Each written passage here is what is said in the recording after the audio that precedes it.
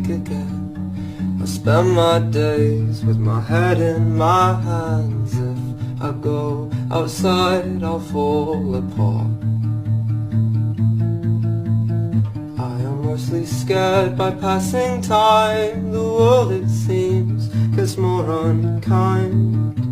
Inevitable tragedies will soon be mine.